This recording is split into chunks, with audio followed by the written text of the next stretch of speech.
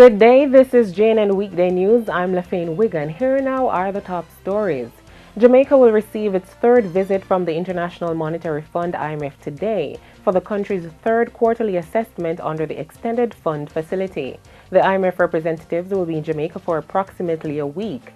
Minister of Finance Dr. Peter Phillips is confident that the country will pass the latest test. Meanwhile, the government will inform the country of its total expenditures during the 2014-2015 financial year. The estimates of expenditure will be tabled on April 3.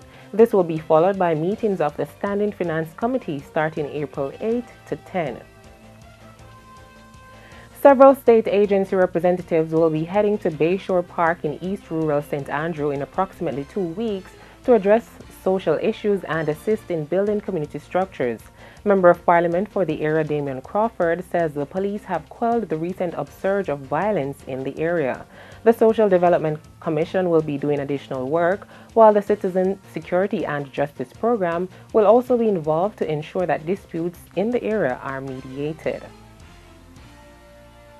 In business news, the National Commercial Bank (NCB) has undergone another series of staff cuts. Group Managing Director of the National Commercial Bank Jamaica Limited, Patrick Hilton, announced yesterday that this round of staff cuts led to the separation of 54 workers whose positions were made redundant on January 31. The exercise is the second done in the last 6 months. On September 13 last year, 41 workers were made redundant, while 3 managers chose to retire. In sports, a biochemist at Caribbean Toxicology Laboratory, CARITOC, Professor Wayne McLaughlin, yesterday revealed to an independent anti-doping disciplinary panel hearing the case against Olympian Sharon Simpson new evidence regarding the stimulant found in the athlete's urine sample.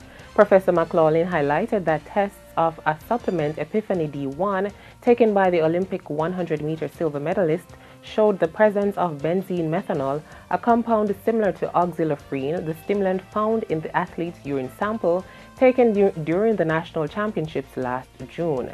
Based on his findings, the professor said he concluded that it was probable that the batch of Epiphany D1 consumed by Simpson may have been contaminated.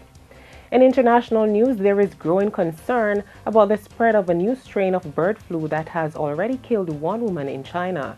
The 73-year-old caught the H1N8 virus after visiting a live poultry market. It is still unclear whether this was the source of infection. A second case of the virus has been identified in China's Jiangxi province. Scientists say the virus has the potential to become a pandemic and should not be underestimated. Recently, China has had to deal with the outbreak of a similar influenza virus called H7N9, which has killed around a quarter of those infected. And those were the headlines for this hour. You can watch our live stream at JamaicaNewsNetwork.com. I'm Lafayne Wigan, and this is JNN News Worth Watching.